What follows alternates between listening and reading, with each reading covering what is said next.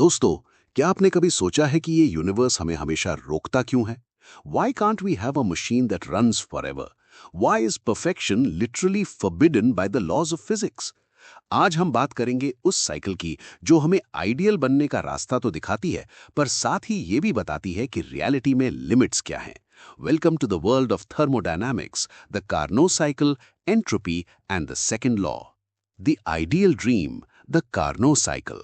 Imagine करिए एक perfect world, एक ऐसी मशीन जो बिना किसी फ्रिक्शन या लॉस के काम करे। इसे हम कहते हैं कार्नोट साइकिल। ये एक थियोरेटिकल फ्रेमवर्क है जो हमें मैक्सिमम एफिशिएंसी की लिमिट बताता है। कार्नोट साइकिल 4 स्टेप्स में काम करती है और हर स्टेप एक कहानी है। Step 1, A to B, isothermal expansion. यहाँ हम सिस्टम को हीट देते हैं Q1 at a constant temperature T1। Gas expand होती है और वर्क करती है। इसका फॉर्मूला है W1 is equal to 2.303 RT1 log of V2 upon V1। Explanation, क्योंकि टेम्परेचर कांस्टेंट है, इंटरनल एनर्जी चेंज नहीं होती। Du is equal to 0। जो भी हीट दी गई वो सीधा वर्क में कन्वर्ट हो गई। Step 2, B to C, adiabatic expansion. अब हम हीट सोर्स हटा देते हैं। गैस अभी भी एक्सपैंड हो रही है, पर अपनी इंटरनल एनर्जी खर्च करके। टेम्परेचर T1 से गिरकर T2 हो जाता है। W2 is equal to R upon gamma minus 1 into T1 minus T2। Step 3, C to D, isothermal compression. अब हम गैस को वापस कंप्रेस करते हैं एट कांस्टेंट टेम्परेचर T2। यहाँ गैस हीट रिलीज करती है। W3 is equal to 2.303 RT2 log of V4 upon V3। Step 4, D to A, adiabatic compression. Last step में गैस वापस अपनी ओरिजिनल स्टेट में आती है। टेम्परेचर वापस T1 हो जाता है। W4 is equal to R upon gamma minus 1 into T2 minus T1। दोस्तों, ये साइकिल हमें बताती है कि अगर हमें वर्क चाहिए तो हीट का फ्लो हाई टेम्परेचर T1 से लो टेम्परेचर T2 की तरफ होना ही चाहिए। The reality check, heat engine and efficiency. Physics में वर्क ही सब कुछ है। एक हीट इंजन वो डिवाइस है जो हीट को मैकेनिकल वर्क में कन्वर्ट करता है। लेकिन क्या हम सारी हीट को वर्क में बदल सकते हैं? नहीं। एफिशिएंसी E का फॉर्मूला देखिए। E is equal to delta W upon delta Q taken equals Q1 minus Q2 upon Q1।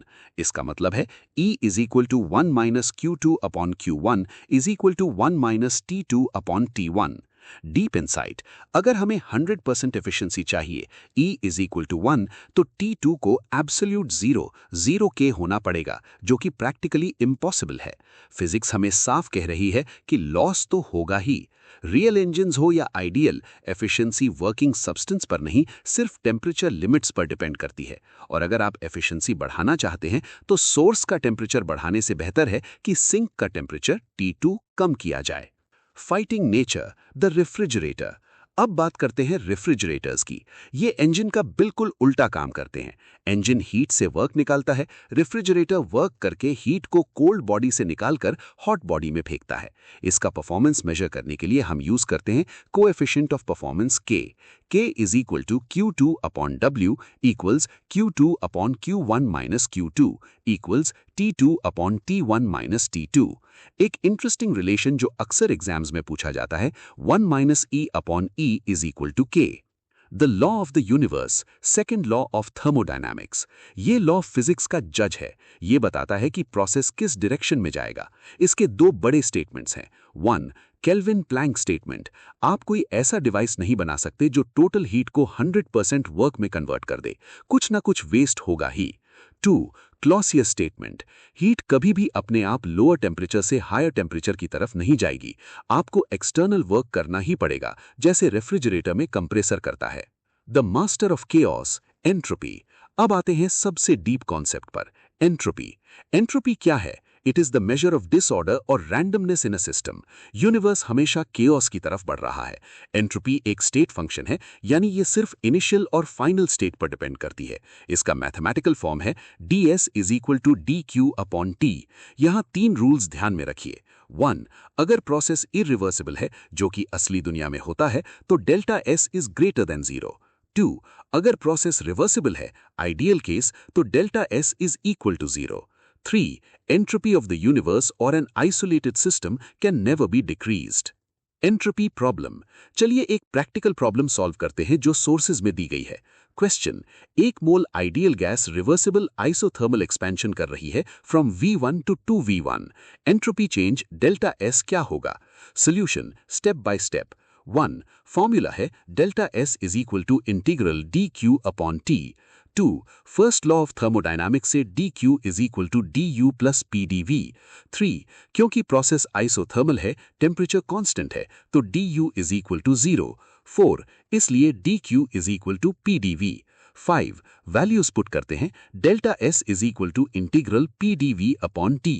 6. Ideal gas law PV is equal to nRT से P upon T is equal to nR upon V। 7. तो delta S is equal to integral V1 to V2 nR upon V dV equals nR log of V2 upon V1। 8.